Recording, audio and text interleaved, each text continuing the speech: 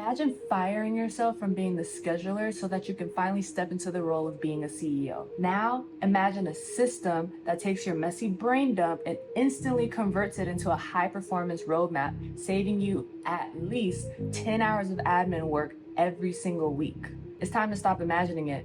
Let's build that out. Last week, we talked about selling your brain at scale, but you can't really do that if you're constantly in the building and the process phase and you don't really know how to execute. I'm here to show you how you can build leverage utilizing the tools that I'm about to show you in just a moment. It's really funny because the whole concept of selling my brain instead came from the idea of wanting to, one, have a better system in the world, and not just better systems, but better people, better ideas in the world. And I felt like that's something, this is very Leo for me to say, but something that I could really provide and hopefully be of service to people. I came to the conclusion that in order to do that, I needed a clone.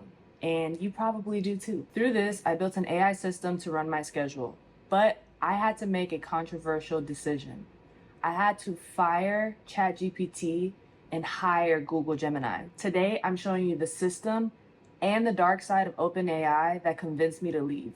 Now, I'm sure like everybody else, when I first discovered AI, I needed to figure out all the tools that I can get my hands on. I was like a kid at the toy store and I had to get my hands on everything. My first introduction was OpenAI ChatGPT, where I was putting in all my ideas. I was getting excited. I was building everything out. And then I was using Claude for captions when I was still on social media. I explored Perplexity for research. I was using Grok, Manus, Opus Clips to find anything to help me with graphics and designs and storytelling. I even used Canva AI, which wasn't really for me. I realized that I was managing my subscriptions more than I was managing my business. And truth of the matter is, complexity is the enemy of execution. I fired all of these AI tools. Now, my multimedia business runs on just two pillars. The first pillar is vidIQ. This is my YouTube strategist. It handles the data and the planning side of my channel. The second pillar is Google Gemini. This is my business operator. This goes everywhere from helping with my graphics, helping with emails, helping with design, and really helping with my strategy on how to grow my business to scale. Of course, you need to have some sort of idea or direction to even use either of these tools to get it to where you want to go. But at the end of the day, these are the powerhouses for me that's been extremely helpful in getting me to focus on what exactly I need to execute each week. Google Gemini is the real winner in operating my business, one, because of its search dominance. ChatGPT is really just a text predictor, and when I was looking to do a lot of research, there was a ton of hallucinations where I would read the context and knew that something was off. Whereas Google is the index of the entire internet for the last 30 years now? When I need to do deep research, I trust the company that owns the search. Not just that, but when I do deep research, I can connect Google Gemini to my Drive, which houses my documents, literally everything, the entire ecosystem of my business, to then give it references as to what exactly I need to search for and what I've already compiled so far. ChatGPT was really good at being personable with me, but from an ethical standpoint, Google as a company is also backed by decades of research. So rather than seeking to convince you in a debate, an argument, or in research, it is backed by data to really ensure that you're making the smartest decision to move forward in your business. Even though Gemini does have its kinks in terms of needing to restart a new chat, and after some time, it forgets the information that you put into the chat in regards to its memory, at least when you need to get into the trenches of the information that you need to seek in order to scale and position your business, Google is going to be the one to provide you with decades and decades of research. When you're scaling, you don't need any more hallucinations.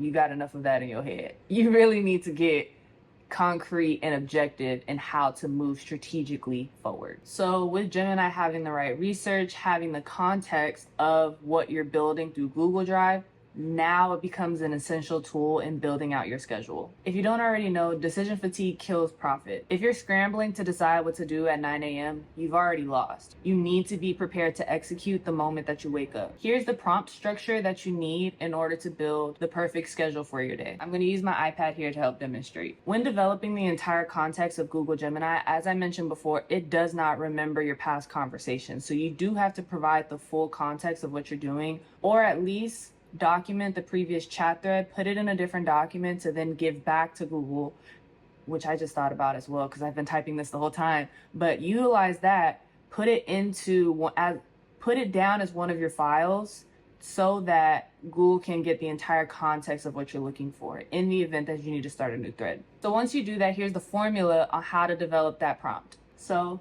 this is my ultimate schedule formula.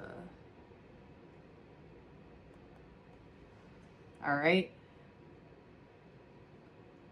We begin with Google Gemini. And I think this is their icon. You want to give Gemini context. This is what's going on in your life, and I like to be as transparent and as clear and as thorough as possible. I give it context on what I've been going through, what personal things I have going on in my life, how that may affect my business, and how I need to have that in the back of my mind to execute. This schedule should include everything from the time that you wake up, your early morning schedule. If you don't like getting straight to work like I do, well, I don't like getting straight to work. I like to wake up, do yoga, get a workout in on some days, ease into my morning, read the Bible, and have this, that's what I consider a good start to my day. And then I get into what I actually need to do to execute for the remainder of my time. Put all of that in there. If you have financial goals, you know, as I've mentioned in my past videos, especially in the month of December, this really changed the game for me. I said, this is my financial state. This is where I need to go. This is the numbers that I've been able to develop. How do I reach that goal? And what do I need to do to execute this week to continue to work towards that? So what I just explained is my input, which is me. Me, in parentheses, life. And this is the messy input. It doesn't have to be perfect. Just write out your thoughts as if you were writing in a journal. Like, this is going on in my life. I'm overwhelmed by this, but this is what I need to do. Remember to just drive it back to your end goal and at least lay out the steps that you even have. Sorry, I got a text because I actually have to go run to my next thing, but let me finish this. I at least lay out what exactly I have going on and then determine what I need to do. So then, not determine. I lay out what I have going on and describe some of the steps that I need to get there so that Gemini can then go in and lay out the granular details in my schedule to then execute. When you combine the two together, you have your wonderful schedule.